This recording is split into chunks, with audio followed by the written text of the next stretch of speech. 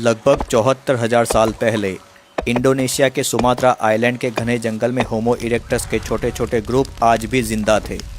ये लोग इंसान के पुराने रूप थे, टॉल, मस्कुलर और छोटे दिमाग वाले, लेकिन स्मार्ट थे। बाजू में एक बहुत बड़ा ज्वालामुखी था, पर इन्हें कुछ पता नहीं था कि ये क्या है और आगे चलकर इनका क्या हाल होने वाला है। ग्रुप ने आज हिरन का शिकार किया था और आराम से उसे पका के खा रहा था। सामने बहुत बड़ा ज्वालामुखी दिख रहा था। अचानक कुछ हलचल हुई, जैसे ज़मीन हिली हो। पहले भी इन्होंने भूकंप के झटके महसूस किए थे, इसीलिए इनके लिए ये नया नहीं था। वो चुपचाप अपना खाना खा रहे थे। कुछ लोग हड्डियाँ चूस रहे थे, कुछ पत्थर के टुकड़ों से गोश्त को काट रहे थे। बच्चे ज़मीन पर बैठकर राख से खेल रहे थे। सब कुछ नॉर्मल लग रहा था। तभी हवा बदल गई। जंगल अचानक शांत हो गया। पंछियों की आवाज़ बंद हो गई। कीड़े अचानक चुप हो गए, जैसे पूरी ज़िंदगी ने एक साथ सांस रोक ली हो। सिर्फ आग के जलने की हल्की सी आवाज़ बची थी।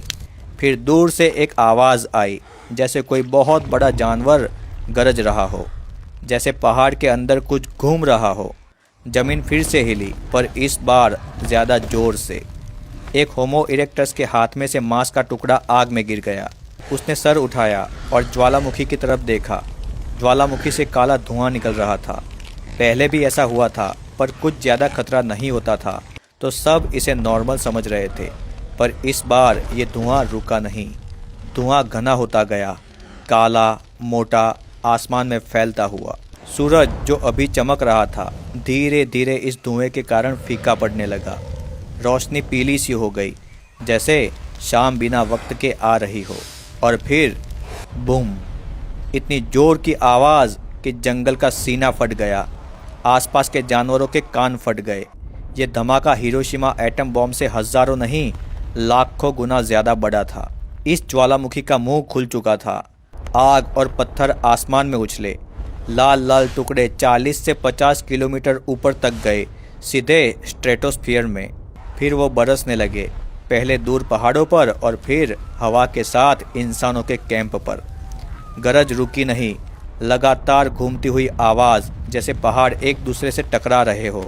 ज़मीन सिर्फ कांपी नहीं, टूटने लगी। बड़ी बड़ी दरारें होने लगी। आग के पास बैठे होमो इरेक्टस संभल भी नहीं पाए।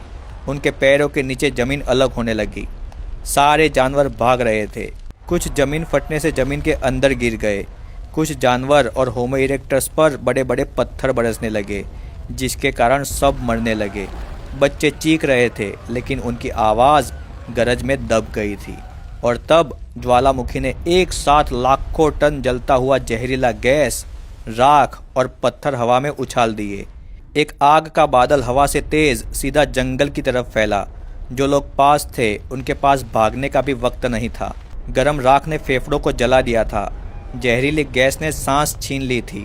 आंखों के पलक झपकने से पहले किसी की सांस रुक चुकी थी। किसी का जिस्म गिरकर पत्थर सा हो गया था।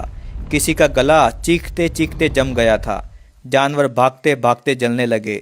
सब के ऊपर राख गिरने लगी। चंद सेकंड, ना लाशें ना पहचान, सिर्फ राख के नीचे दबी हुई ज़मीन, जिसके अंदर इंसान और जानवरों की लाशें थी। पर यह कहानी अभी ख़त्म नहीं हुई थी। ये कोई नॉर्मल ज्वालामुखी नहीं था। ये था टोबा सुपर वोल्केनो, धरती के इतिहास का सबसे भयानक धमाका, जो 25 लाख साल का सबसे खतरनाक ज्वालामुखी विस्फोट था। इसके 1500 किलोमीटर के रेडियस में, जिसमें सुमात्रा और आसपास के आइलैंड आते थे, वहाँ राख और मिट्टी हवा में उड़ने के कारण सूरज गायब हो चुका था। ज़मीन पर अंधेरा हो गया था और टेम्परेचर गिरने लगा था। धीरे धीरे ये मिट्टी और राख आगे फैली 1500 से 3000 किलोमीटर तक, जिसमें भारत, बे ऑफ बंगाल और साउथ ईस्ट एशिया के एरिया आते हैं। वहाँ सूरज धुंधला और फीका हो गया।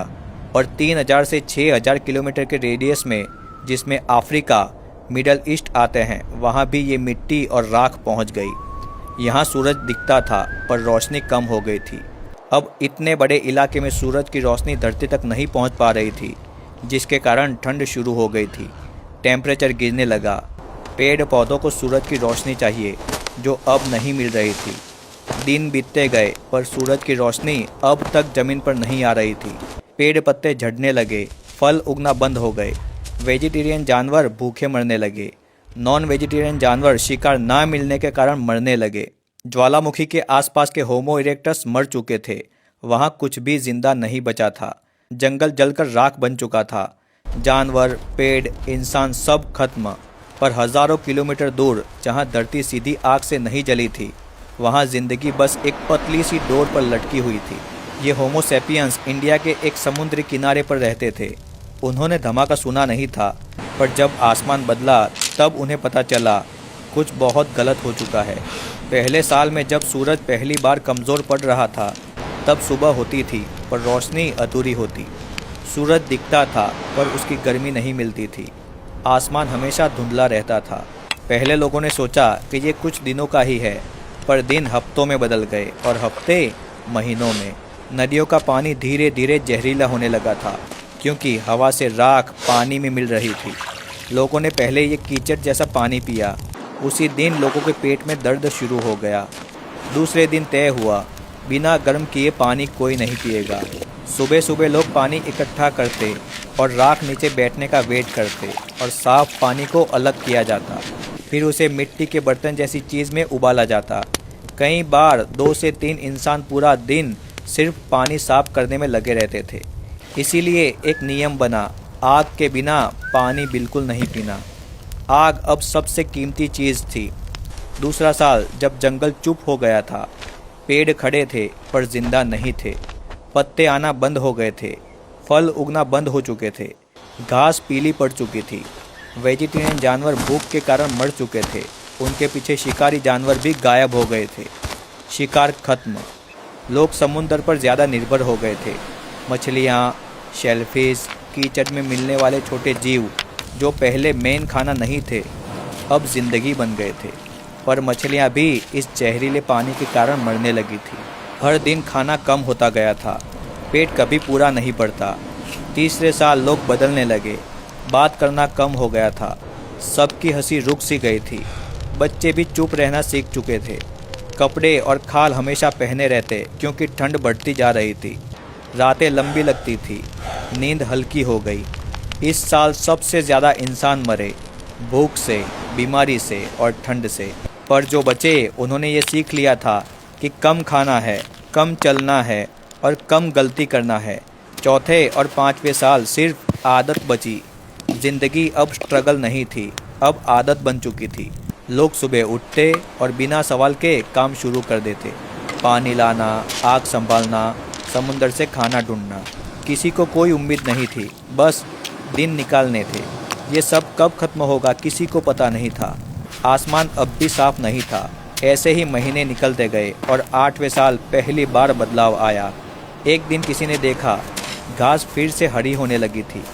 मछलियाँ थोड़ी ज़्यादा मिलने लगी थी। सूरज अब भी फीका था, पर दिन थोड़े चमकदार होने लगे थे। जंगल अभी खाली था, पर धीरे धीरे उसमें ज़िंदगी आने लगी थी। 9वें और 10वें साल जो बचे, वही जीते रहे। अब नदी का पानी थोड़ा साफ होने लगा था। कड़वाहट कम हो गई थी। कुछ छोटे जानवर वापस दिखने लगे थे। इंसान बहुत ही कम हो चुके थे। कोई बीमारी से तो कोई खाना ना मिलने के कारण मारे गए थे। ज्वालामुखी के पास वाली दुनिया कभी वापस नहीं आई, पर दूर के लोगों ने वक्त को जीत लिया। ऐसे हजारों किलोमीटर दूर तक इस ज्वालामुखी ने इंसानों की ज़िंदगी तबाह कर दी थी और इंसान की पॉपुलेशन को विलुप्ति के कगार पर लाकर खड़ा कर दिया था। वीडियो अच्छा लगा हो तो वीडियो को लाइक करना, चैनल को सब्सक्राइब करना। Thank you.